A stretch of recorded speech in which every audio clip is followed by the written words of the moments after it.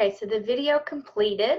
So now that the video has completed, I want to go back and start a new project. So when I'm getting ready to start a new project, I just click up where it says File. I click on New Project, and I pick widescreen, and I do not save the project. So you already have it in a video. You don't need to save it. So now what you can do is pull up your YouTube, okay? And then you click over here on the little camera icon, and you do Upload Video. All right. And then when you go to select it, so when you use Filmora puts it in, you go to Documents, Filmora, and you go to Output, okay? I have mine in a special place because I want them to record somewhere else, but that is where you're gonna go. So mine go to here.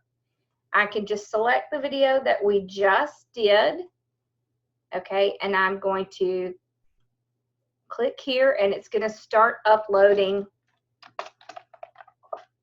to YouTube. Okay, so we're gonna go over all of the steps of optimizing the video in the next section. So I will go through all that in next week, but I wanted you to see how you put it up. Now you want to decide whether you want to do it public. You can also click on Premiere. So Premiere makes it like it makes it like it's going to be something that's live. So what you would do if you want to make it Premiere is you can click here, and you can pick public, unlisted, private, or scheduled. So scheduled is a really great thing to do, like if you want to premiere it. So I'll do like 7 p.m. tonight. Whoops, tonight. Okay, and then I will go ahead, add it to a playlist.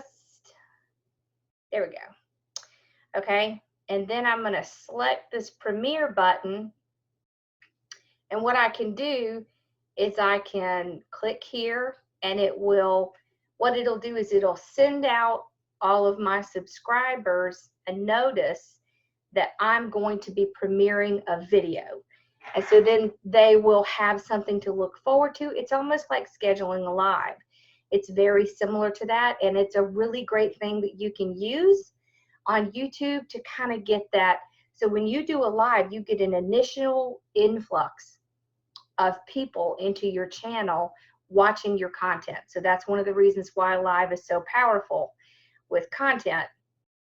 And when you do a premiere, it's similar. So they're doing that initial influx because they know, hey, at 7 o'clock, there's going to be a new video to watch. And so more people, there's like a bulk of people who will watch it right when it premieres.